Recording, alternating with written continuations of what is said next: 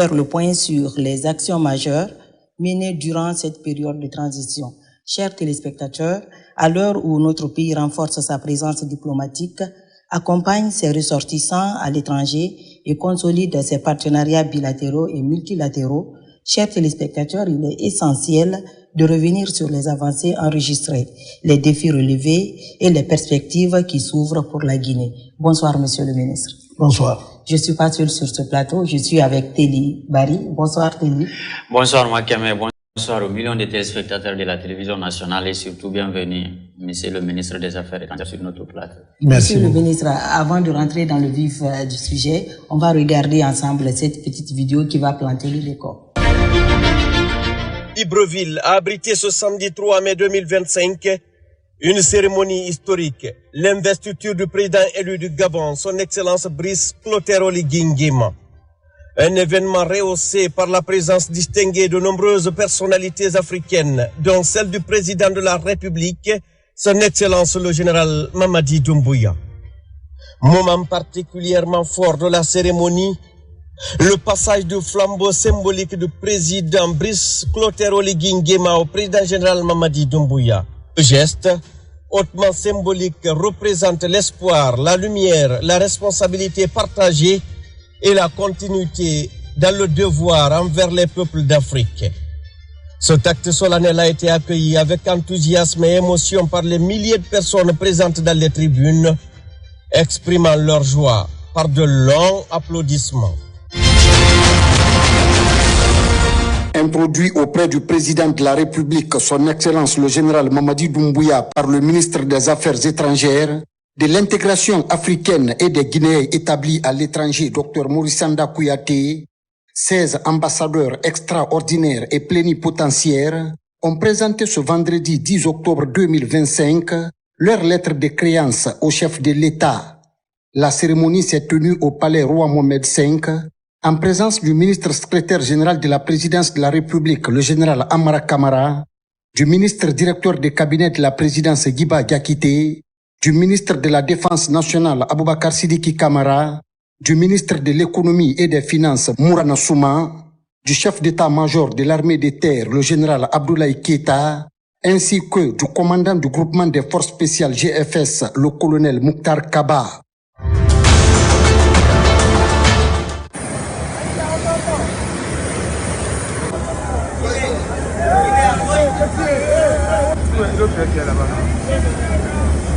Montez dans la voiture, les réactions là-bas.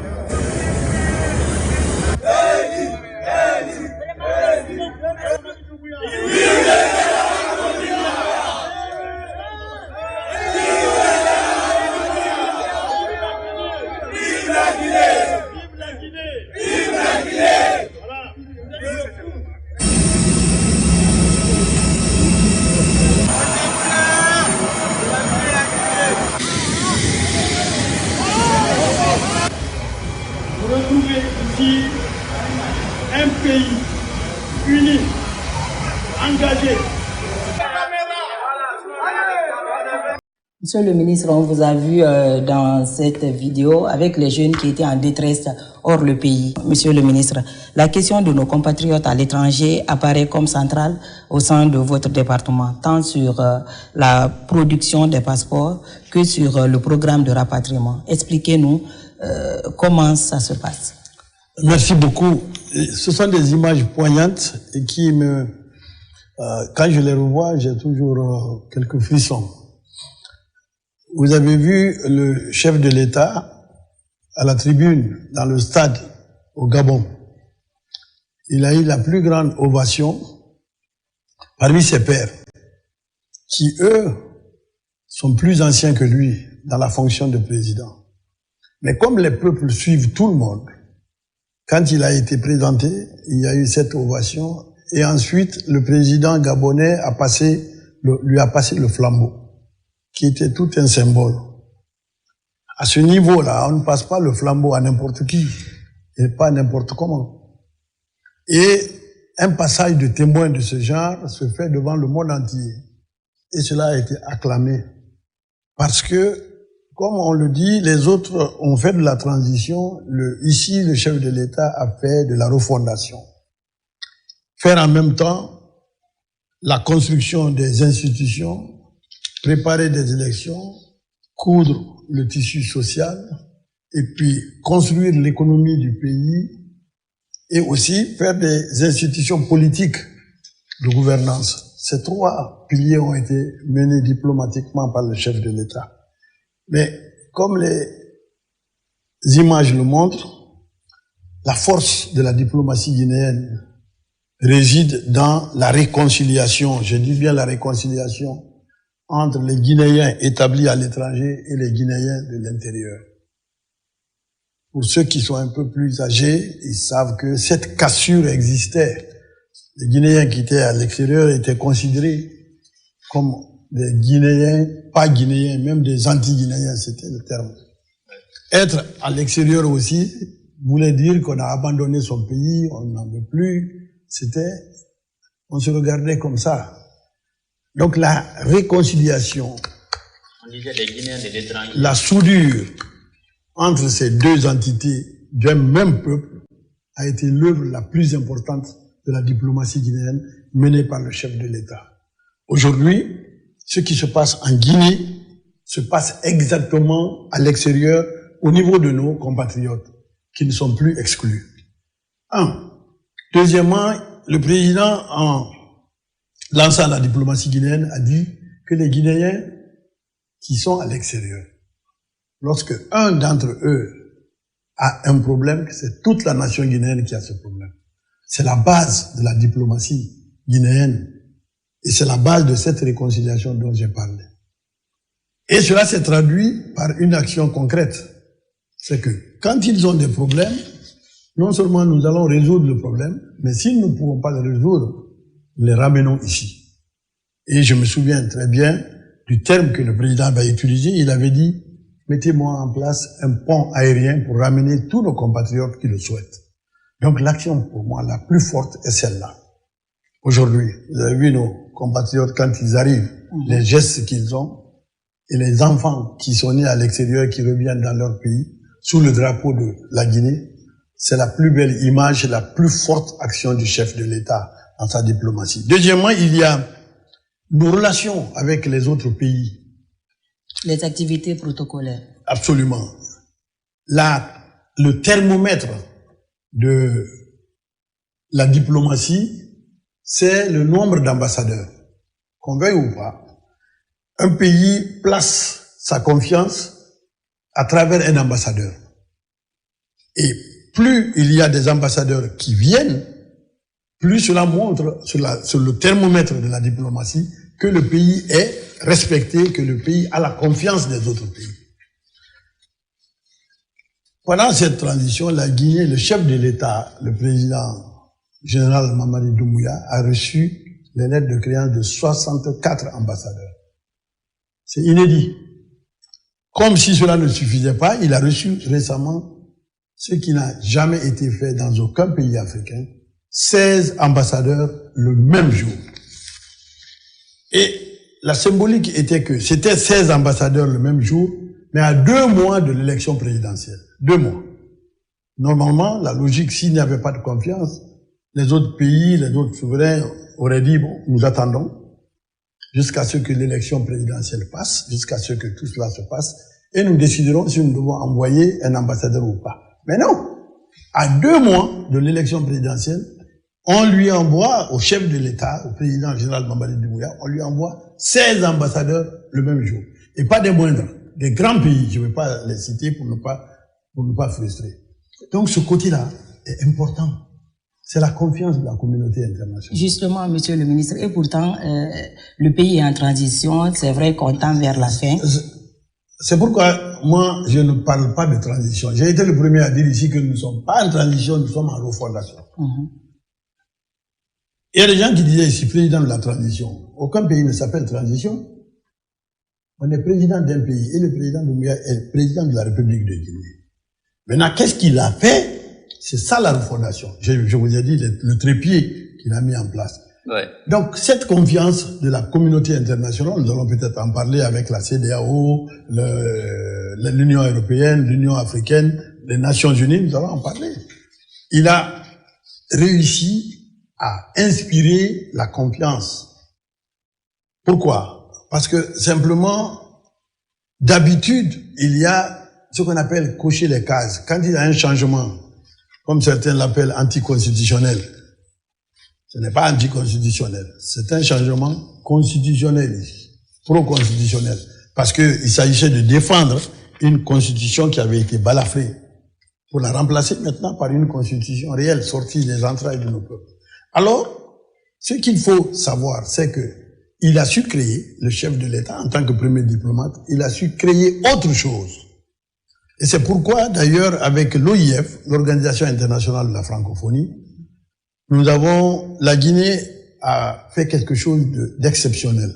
Avant même que l'on arrive aux élections, avant même qu'on finisse la Constitution, la démarche diplomatique de la Guinée a été si poignante, si convaincante, que nous avons été réintégrés à l'OIF déjà à mi-parcours.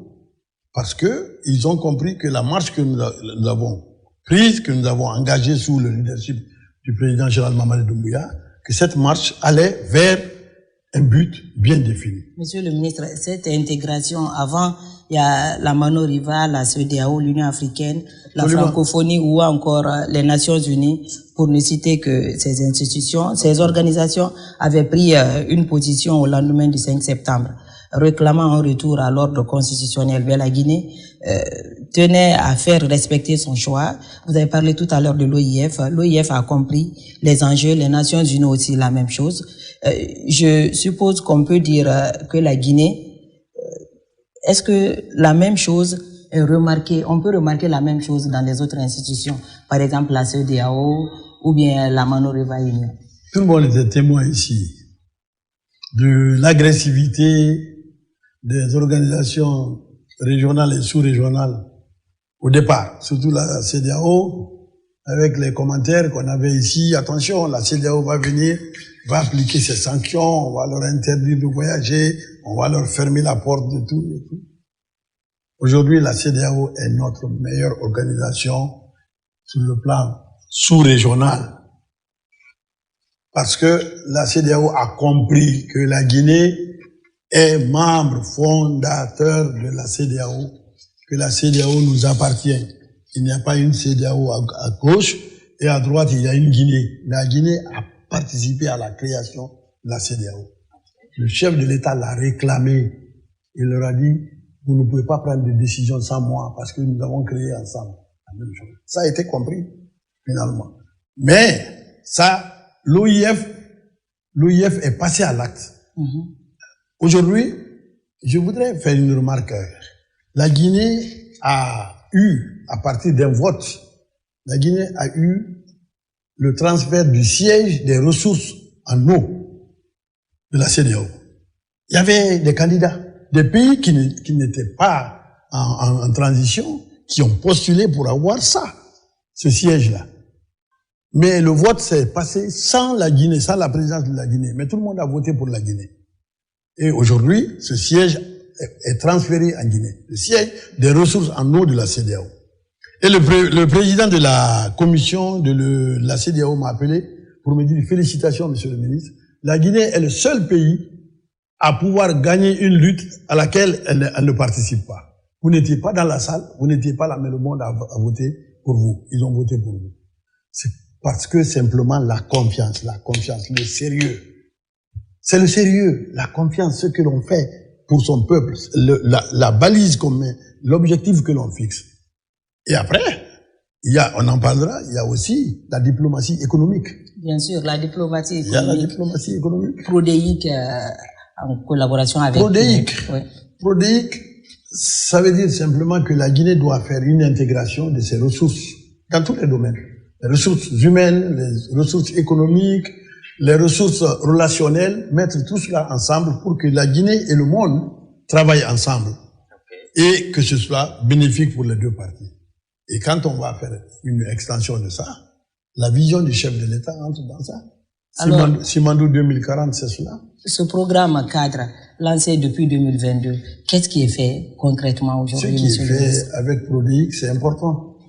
J'ai participé moi-même au lancement de d'un grand atelier, une rencontre en France, à Paris, qui a mobilisé nos compatriotes partout à l'extérieur de la Guinée pour identifier les ressources humaines capables de travailler là où elles sont ou en venant ici pour aider, pour s'intégrer dans le tissu économique de la Guinée. Ça, c'est important. On n'a pas seulement résolu les problèmes des Guinéens à l'extérieur, on n'a pas seulement transporté des Guinéens qui étaient en difficulté, mais la vision du chef de l'État a intégré les Guinéens de l'extérieur, établis à l'étranger, dans le tissu économique. Et PRODIC est le meilleur instrument pour cela. Et au sein du ministère des Affaires étrangères, il n'y a pas une petite action, parce que les Guinéens de l'étranger font partie des activités phares, mais il y a aussi le renforcement des capacités humaines et institutionnelles. Je pense ici au centre de formation CEFOPED. Oui, le centre de formation CEFOPED, c'est un centre qui existe, on ne l'a pas créé seulement maintenant. Il est là déjà, ce centre est là, parce que la formation doit être continue.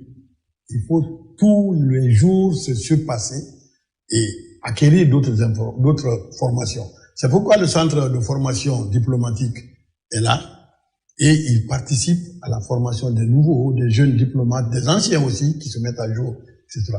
Mais la formation va au-delà de cela. Il y a aussi des jeunes diplomates ou même élargis à d'autres secteurs que l'on place à l'extérieur. Mais Dieu merci, nous avons Simandou Academy aujourd'hui. Simandou Academy englobe tout cela.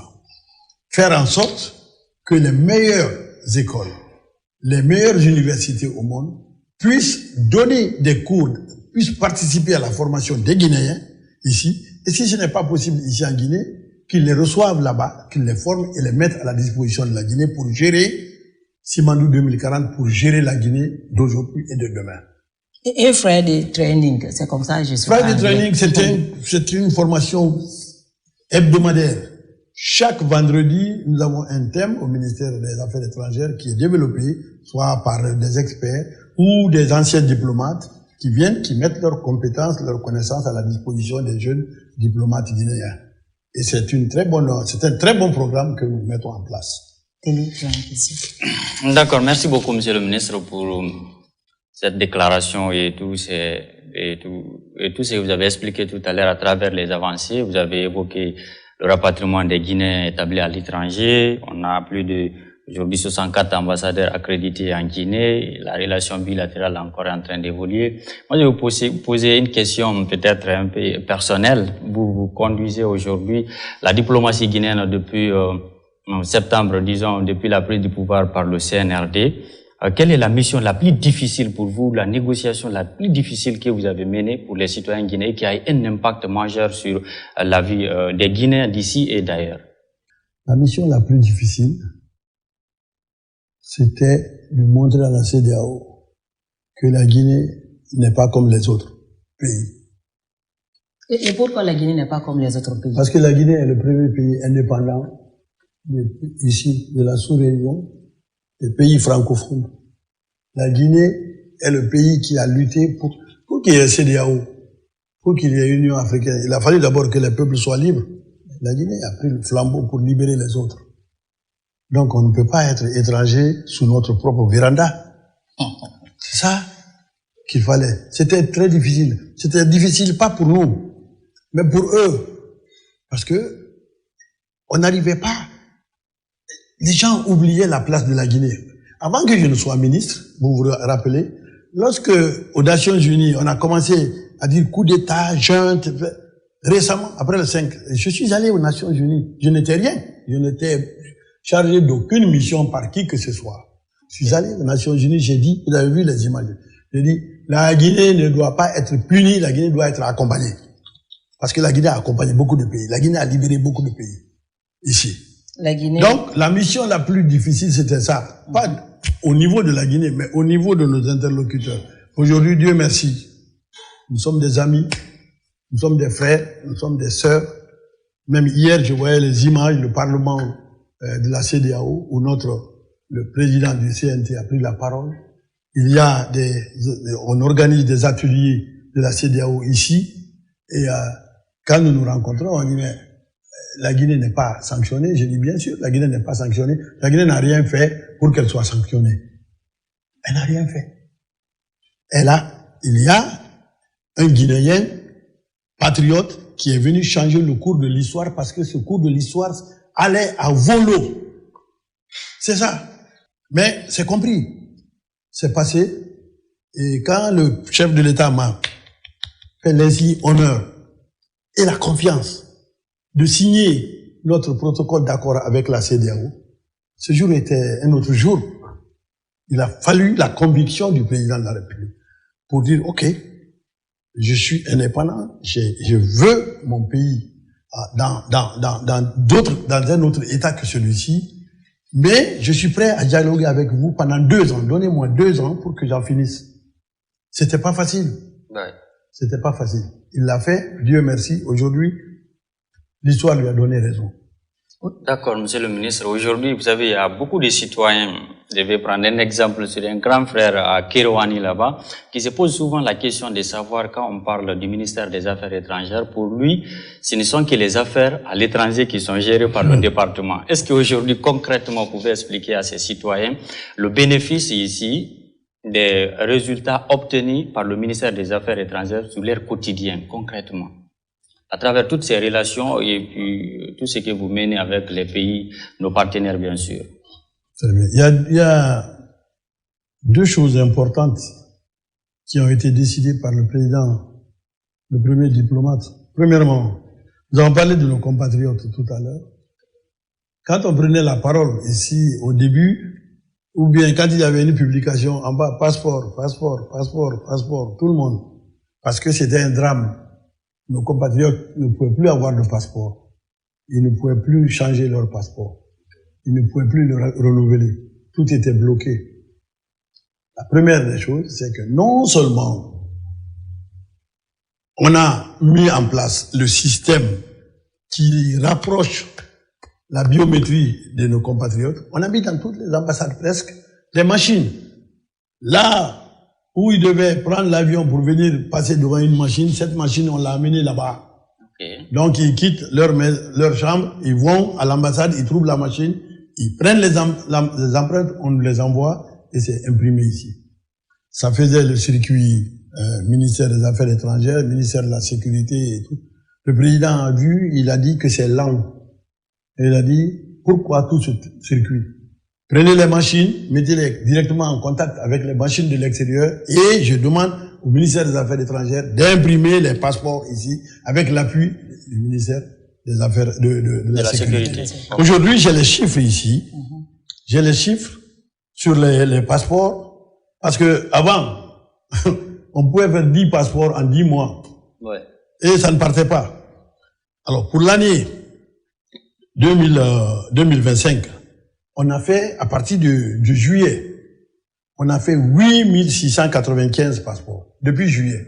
Depuis le temps qu'on a transféré la confection des passeports chez nous, nous avons fait 8695. Et quand on fait la somme de tous les passeports que nous avons fait depuis, puisque vous demandez un bilan, depuis 2022, nous avons 62 595 passeports qui ont été confectionnés et envoyés à nos compatriotes. C'est une avancée majeure. Ça, ouais. C'est très important. Et vous avez parlé tout à l'heure des Guinéens de l'extérieur établis à l'étranger. On a ramené ici 13 816 Guinéens. Cette année. 13 816. Et depuis que le président est arrivé aux affaires ici, il a fait entrer 40 721 Guinéens. 40 000 Guinéens. À un moment donné, ceux qui sabotaient cela, ceux qui ne croyaient pas, ceux qui refusent même de reconnaître que le soleil se lève à l'est, ceux qui refusent là, nous ont même attaqués en disant, vous les ramenez. Ce sont des Guinéens qui disent, venez nous chercher, monsieur le président. C'est des rapatriés volontaires. On va les chercher, ils viennent, tout le monde applaudit, eux-mêmes ils prient. Les éternels insatisfaits, qu'est-ce qu'ils disent? Mais vous ramenez tous ces gens-là, est-ce que vous avez du travail pour eux? Leur insertion. Comment vous allez les insérer? Mais ils n'ont pas quitté ici. Ils étaient ici, non? Parce que simplement, on ne veut pas que ce tact historique du chef de l'État soit vu. Ils ne voulaient pas. Ça, c'est quand même la chose la plus importante de voir des Guinéens qui veulent revenir, qui sont revenus chez eux. Avant qu'on amène quelqu'un, c'est trié là-bas. On lui demande d'où il vient, de quel village il est, ses parents, le numéro de téléphone de ses parents ici. On fait tout. Et après, lorsqu'on est sûr, on a tout, que ce Guinéen est un Guinéen ou que cette Guinéenne est une Guinéenne, on le ramène chez eux. Mais vraiment, c'est l'action la plus spectaculaire pour laquelle nous félicitons le chef de l'État. Monsieur le ministre, votre département se limite où dans ce processus de rapatriement? Rapatriement, nous faisons ça, nous avons le leadership, parce que c'est des Guinéens établis à l'étranger, nous sommes chargés de ça. Mais nous ne le faisons pas seuls. Nous faisons avec le ministère de la Défense, le ministère de la Sécurité, les douanes, comme le ministère des Finances. Et vous voyez, il y a un acte aussi, c'est les cartes d'identité nationales que le président a rendues gratuites. Oui. Ça se fait, quand c'est pas gratuit. C'est lui qui a pris sur son budget pour payer cela. Ouais. Le manque à gagner. Donc, le ministère des Finances, le ministère du Budget, tout le ministère de la promotion féminine, quand on amène les femmes, on le fait en multisectoriel, mais sous le leadership de la diplomatie guinéenne et donc sous le leadership du chef de l'État. Alors, monsieur le ministre, on va parler aussi de la construction et rénovation de nos ambassades. Oui. Aujourd'hui, beaucoup de nos ambassadeurs sont chez eux, on va dire comme ça, parce que les Guinéens n'est plus à l'étranger, même hors le pays, parce qu'ils sont dans leur propre maison. À partir de quel constat êtes-vous parti pour décider de construire ou de racheter des bâtiments destinés à abriter nos chancelleries? Le président a dit, nous allons faire comme avant. Quand la Guinée est devenue indépendante en 1958, elle a cherché, elle l'a obtenu, à être diplomatiquement représentée comme tous les pays, les autres pays. Donc, dans tous les pays où nous avions des ambassades, les ambassades étaient achetées par la Guinée ou construites par la Guinée. Et les diplomates guinéens étaient bien logés. Mais certains irresponsables ont revendu tout ça. Revendre les ambassades. Et donc, quand le chef de l'État, le général Mamadi Doumbouya, est venu aux affaires, qu'est-ce qu'il a dit? Il a dit, mais si nous n'avons pas de représentativité physique, nous ne sommes rien. Donc, je peux citer ce qu'on a fait. Allez-y. En termes de construction de chancellerie, on a le Mali qui est en chantier, le Nigeria qui est en chantier. Nous avons Washington qui est en rénovation, notre ambassade. Nous sommes en train de construire une nouvelle ambassade en Éthiopie. C'est en chantier. Nous avons acheté, le chef de l'État, il a acheté une ambassade à Madrid, une ambassade à New Delhi en Inde, une ambassade à Londres, une ambassade à Genève, une ambassade au Brésil, une ambassade au Libéria et à Berlin. Je cherche même à aller faire quelques inaugurations avant la fin de l'année. C'est acquis. C'est acquis. Aujourd'hui, quand on vient, on dit, voici l'ambassade de la Guinée. Ça, c'est une action extrêmement importante. C'est de la reconquête de notre représentativité diplomatique à l'extérieur du pays. D'accord, monsieur le ministre. Aujourd'hui, on a ces ambassades qui sont là-bas, on a les ambassadeurs. Vous avez rajeuni aussi la diplomatie guinéenne, ça, il faut le dire. Moi, ma question, c'est le contexte international. Aujourd'hui, nous savons qu'il y a des tensions multiformes entre les Occidentaux et les Asiatiques, mais aussi, même sur le continent africain, parfois, il y a des guerres un peu partout sur le continent. Quelle est la position de la Guinée et comment la Guinée fait pour défendre ses intérêts à l'international, à l'étranger? Ouais.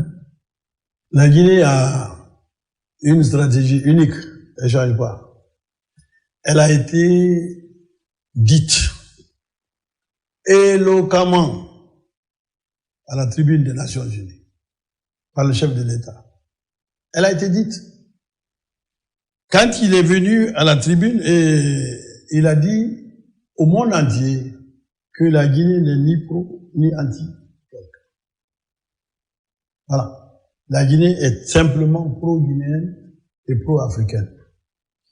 C'est ça, la diplomatie guinéenne. Et c'est cette diplomatie-là.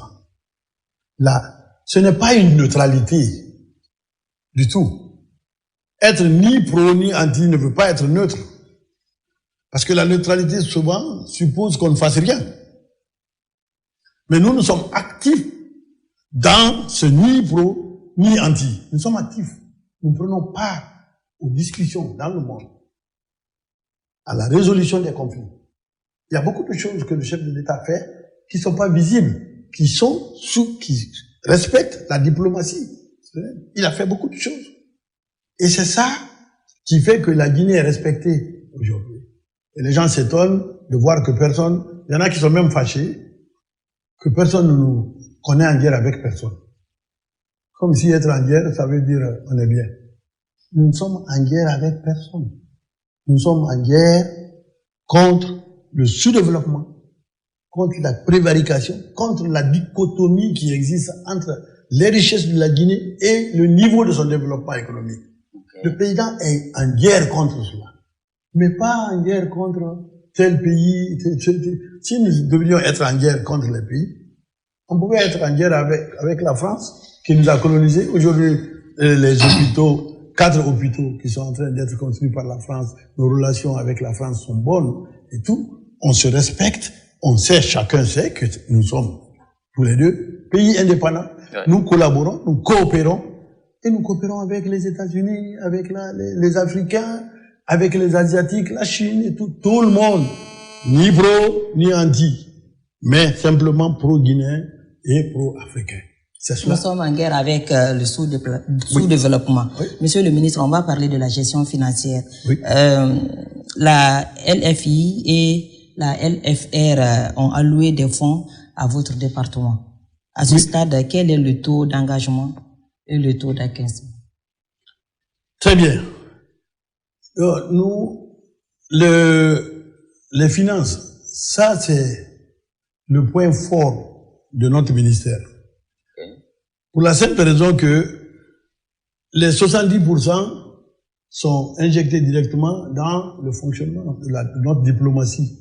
Tout ce que je vous ai expliqué là, le salaire des diplomates, les équipements, la construction des ambassades, c'est là où ça va.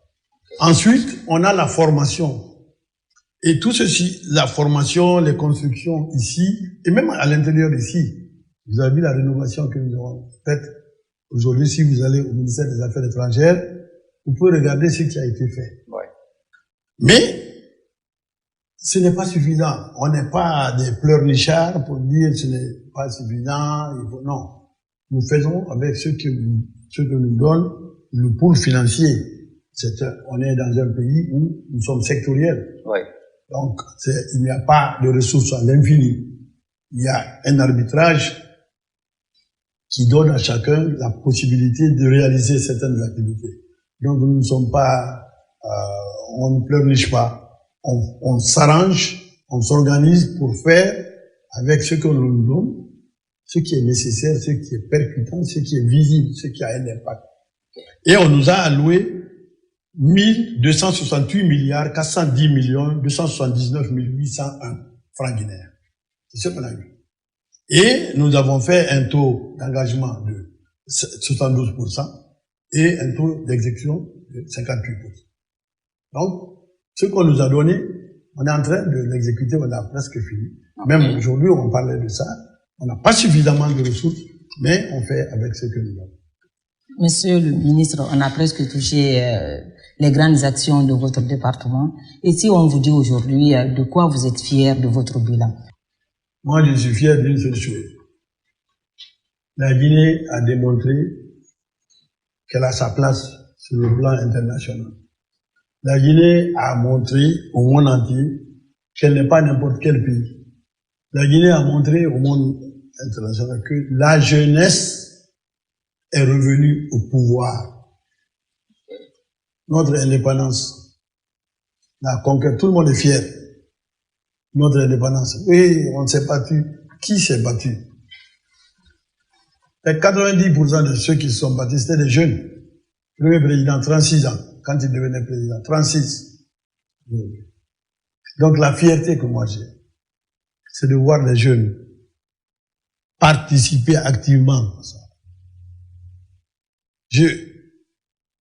La vieille formule, les scélérates, qui disent que si vous n'avez pas d'expérience, vous ne pouvez pas avoir un poste. Mais comment vous pouvez avoir l'expérience si vous n'avez pas fait un poste? Comment?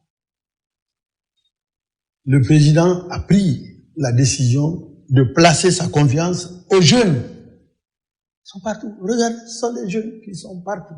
Notre diplomatie aujourd'hui, elle est rajeunie. Je vois des éternels insatisfaits. Oui, ils n'ont pas le niveau, ils sont nombreux là-bas. Quand on ne connaît pas quelque chose, on n'en parle pas. Ouais. Aujourd'hui, vous allez dans une ambassade, tout le monde vous le dira. Vous trouverez des gens qui vous accueillent, qui vous dirigent, qui vous assistent.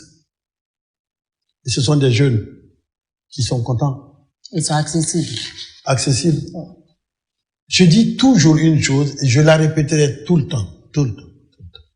N'oublions pas que nous avons un chef d'État qui est jeune. Ouais. Il faut pas oublier ça. Les jeunes ont tout intérêt à l'aider, et ça se voit. Monsieur le ministre, on a quelques questions pour vous. Oui, et au moins des questions. Ma première question, c'était pourquoi cette politique de rajeunissement de la jeunesse, mais vous avez répondu en partie ici. La deuxième question, ça concerne la diaspora. Aujourd'hui, depuis que vous êtes au département, beaucoup de choses sont en train d'être réalisées pour la diaspora, notamment avec les passeports aujourd'hui. Les machines sont là-bas, ils vont s'enrôler là-bas et avoir sur place. Vous avez redynamisé encore beaucoup de, comment on appelle les structures de la diaspora, là, un peu partout à travers le monde. Voilà, le Haut Conseil. Justement. Aujourd'hui, qu'est-ce que vous êtes en train de mettre en place? Quelle nouvelle politique encore vous êtes en train de mettre en place pour satisfaire beaucoup plus la diaspora guinéenne? Parce que elle est nombreuse, il faut le dire, à l'étranger. Pendant ces 4 années, on a tout mis en place. Maintenant, il faut travailler. Quand le président prenait ses responsabilités, le Haut Conseil, la Constitution, l'élection du Haut Conseil des Guinéens à l'étranger avait échoué ici. Ouais. Impossible d'élire un bureau. On se souvient de ça. Impossible. La première chose, c'est qu'on les a mis ensemble, ils ont été responsables comme ils l'ont été toujours. C'est que c'est des gens qui étaient derrière, qui manipulaient. Quand ils ont vu que nous n'étions pas dedans, que le pouvoir politique ne s'engageait pas là-dedans, que l'administration ne s'engageait pas dedans, ils se sont retrouvés, les Guinéens, ils sont suffisamment intelligents pour faire cela, ils ont créé un Haut Conseil des Guinéens établis à l'étranger. Ce Haut Conseil travaille avec nos ambassades, en synergie, et aide à résoudre les problèmes des Guinéens. C'est ça qui est important. Ils se prennent eux-mêmes en charge, ils participent à la prise en charge, à la résolution de leurs problèmes, ou à la promotion de leur propre état d'existence. Et ça, c'est important pour nous. Je profite de l'occasion pour saluer le Haut Conseil des Guinéens établis à l'étranger. Non seulement au niveau international, mais dans tous les pays où nous avons ce Haut Conseil-là. Ça nous aide beaucoup, ça aide le chef de l'État à gérer nos compatriotes à l'extérieur. Nous ne sommes pas les seuls curieux sur ce plateau. On a aussi les téléspectateurs. Une dernière question avant de partir vers les téléspectateurs, si tu permets. C'est la promotion des femmes dans la diplomatie guinéenne. Monsieur le ministre, vous êtes docteur et vous avez soutenu la cause des femmes depuis, nous on s'est souvenu comme ça de vous, la défense des droits des femmes. Dites-nous aujourd'hui quel impact ça a eu ici la promotion des femmes dans la diplomatie guinéenne. La place des femmes au sein de votre département. La chance que moi j'ai eue, c'est que toute ma carrière de médecin, d'activiste des droits humains, c'était autour de la promotion et de la protection des femmes et des filles et des enfants en général. Donc la chance que j'ai eue, c'est que quand le chef de l'État m'a fait l'honneur de participer à son gouvernement, j'ai découvert en lui une personnalité, un chef d'État qui avait les mêmes préoccupations, qui avait le même amour, qui avait le même engagement pour les femmes et pour les filles. Et en gros, pour les enfants. Ça a été intérieurement un soulagement et ça m'a requinqué. Vous avez vu, l'année dernière, notre fête de l'indépendance, c'était sous le signe de la promotion des femmes. Tout le thème, c'est-à-dire toute la nation autour des femmes. Le président ne s'est pas limité à simplement dire, bon, je soutiens les femmes, il faut les mettre dans la diplomatie. Non, ça a été concret. Oui. Ambassadeur de la Guinée à Washington, là-bas, des États-Unis, oui. Une femme, Madame Fatma Taka. Ambassadeur de la Guinée en Chine, Aminata Koïta. Ambassadeur de la Guinée, l'Union européenne, c'était d'abord Madame Doucouré, maintenant c'est Madame Nanette. Oui. Ambassadeur de la Guinée en Malaisie, Madame Koumba Diop. Ce sont les femmes. Des grands pays, le président a mis les femmes. Ambassadrice de la Guinée auprès de l'Italie et de la FAO et tout, Madame Kobele. Ambassadrice de la Guinée récemment auprès de la Libye, Madame Massakaba. Le président a nommé les femmes. Il n'a pas dit seulement je veux supporter les femmes, je veux les engager, mais il l'a fait. C'est ça. Tous ces grands pays sont dirigés sur le plan diplomatique, sont représentés. La Guinée est représentée par des femmes. Et elles le font bien. Hein. Elles le font bien. Il faut le savoir. Alors, et il faut qu'elles s'attendent à des attaques. Il faut qu'elles résistent. Parce que quand les femmes font bien, tout le monde est étonné. Nous, les hommes, nous sommes un peu frustrés, on est complexés, on cherche à leur tirer dans... Non, elles font bien. Elles font bien. Et je les félicite au nom du chef de l'État. Alors, Monsieur le ministre, on va suivre la première question de nos téléspectateurs ensemble. On va partir avec la question des citoyens pour Monsieur le ministre. Sékou Konaté, lui réside à Tombolia, ici même à Conakry. Il dit quelle est la position de la Guinée par rapport à la lutte de l'AES, Monsieur le ministre. L'AES. La Guinée se bat pour défendre sa dignité. La Guinée se bat pour défendre son indépendance. Okay. La Guinée se bat pour défendre son africanité. La meilleure façon de se battre pour sa dignité, pour son indépendance, c'est de respecter d'abord l'indépendance des autres, la dignité des autres. Si d'autres prennent une initiative de faire quelque chose, la Guinée n'a pas d'objection.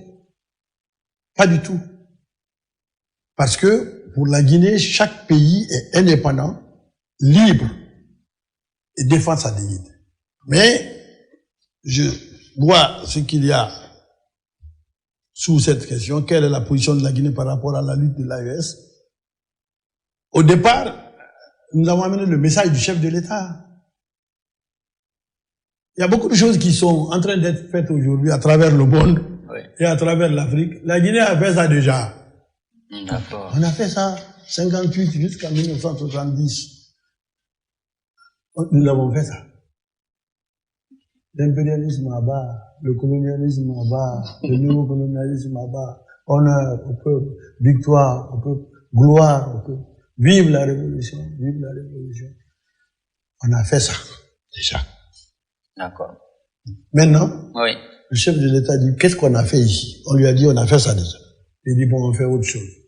On développe la Guinée. C'est ça qu'on fait. D'accord. On n'a plus le temps de nous bagarrer. Okay. On a le temps de lutter pour sortir nos richesses et donner au peuple de Guinée. C'est tout. D'accord. Cet autre citoyen, c'est Mamadou Mouktar Sall. Il réside à Koya. Il dit, Monsieur le ministre, pourquoi ne pas fermer certaines ambassades qui nous coûtent et qui ne produisent pas tellement comme celle de Cuba, et de la Corée du Nord et d'autres? On n'ouvre pas une ambassade comme ça. Ok. Je vous ai dit tout à l'heure que le président, le général Mamadi Doumbouya, a reçu les lettres de créance de 16 ambassadeurs le même jour. Je vous ai expliqué l'impact. Ouais. C'est un message que la communauté internationale lui a envoyé à 2 mois de l'élection présidentielle. Donc on n'ouvre pas, on n'envoie pas l'ambassadeur comme ça. il y a un message diplomatique et politique qui sous-tend ça. Okay. Et vous pouvez imaginer que la Guinée ferme une ambassade en Sierra Leone? Non. Ouais. Vous pouvez imaginer qu'on ferme une ambassade au Mali? Non. Mais les pays où il n'y a pas assez de Guinéens, par exemple. Mais l'ambassade, c'est pas seulement pour les Guinéens. Hein. L'ambassade, c'est pour envoyer un missionnaire auprès de ces gouvernements pour que, quand on aura un message à faire passer, que cet ambassadeur passe le message. Okay. Maintenant, il se trouve qu'il y a des Guinéens là-bas, on fait d'une pierre deux coups. Ils ont parlé de deux. Oui, Corée et Cuba. Corée et Cuba. Oui. On n'a pas d'ambassade en Corée du Nord. Okay. On n'en a pas.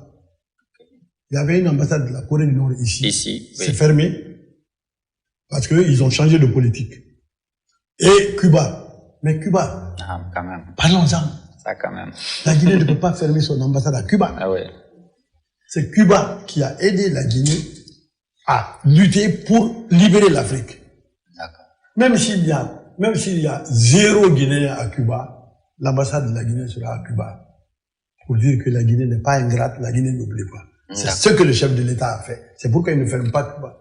Ali Badra Kalo, lui, il réside à Matoto Simbayagar, secteur Bolonta. Protection, des Guinéens de la diaspora. Quels dispositifs sont en place pour protéger les Guinéens vivant à l'étranger, notamment dans les pays en crise? Oui, mais j'ai suffisamment parlé de ça. Bien sûr. Ouais. Mais les pays en crise... Pour lui faire plaisir. Merci pour cette question. Mais Oui. déjà, il y a eu des cas. Le premier cas, c'est la guerre d'Ukraine. Oui. Quand la guerre a éclaté en Ukraine, la Guinée, c'est le premier pays à aller prendre ses citoyens et à les faire sortir. Quand il y a eu la crise en Tunisie, la Guinée était le premier pays à aller chercher ses citoyens, à les amener ici. Okay. Donc, ce que nous faisons, c'est la priorisation de la protection des Guinéens en cas de crise. Dès qu'il y a une crise, le président me dit, va les chercher et ramène-les.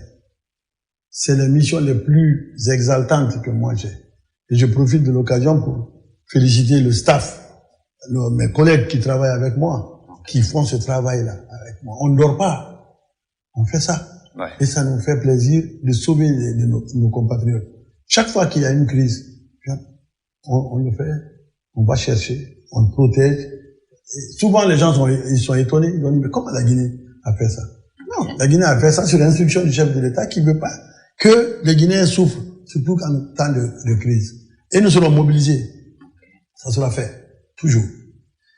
D'accord, Makeme, c'est fini pour ces citoyens, la question des citoyens. On va clôturer cette émission, bien sûr, avec Monsieur le ministre, sauf s'il a un dernier mot à faire passer ou à dire à tous ces téléspectateurs. Oui, qu'est-ce qui n'est pas dit et que vous voulez passer? Je veux passer une seule chose. Aujourd'hui, les Guinéens savent, sur le plan diplomatique, ce qu'était la Guinée le 4 septembre 2021 sur le plan diplomatique et ce qu'est la Guinée aujourd'hui, 2025. Je le vois.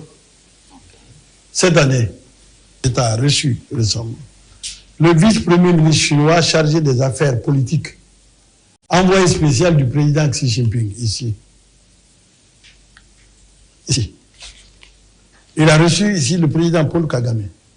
Il a reçu le président Oligui, Clotaire Oligui, du Gabon.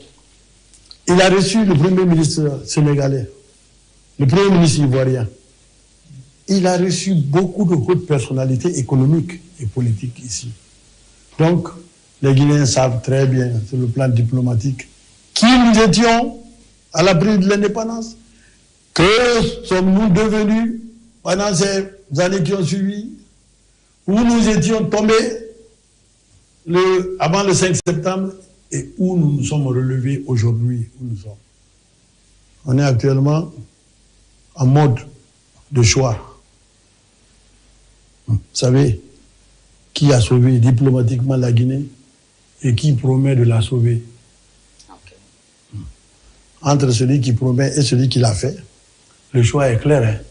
Mesdames et messieurs, c'est la fin de cette émission, Heure du bilan. Au cours de cette émission, Nous avons parcouru les principales réalisations du département, depuis la gestion de nos compatriotes établis à l'étranger jusqu'au renforcement de notre diplomatie, en passant par l'intégration régionale, la diplomatie économique et la modernisation de nos représentations à l'extérieur. Nous avons également mis en lumière les efforts consentis pour professionnaliser davantage l'administration, renforcer les capacités humaines et optimiser la gestion financière dans un contexte de transition où chaque avancée compte. Chers téléspectateurs, merci Monsieur le ministre pour votre disponibilité, pour vos éclairages et pour la transparence avec laquelle vous avez partagé les résultats obtenus. Merci également à nos téléspectateurs et nos auditeurs pour leur fidélité et leur engagement citoyen. Rendez-vous pour une prochaine édition, toujours dans le même esprit, comprendre, analyser et évaluer l'action publique. Excellente fin de journée à tous et à toutes.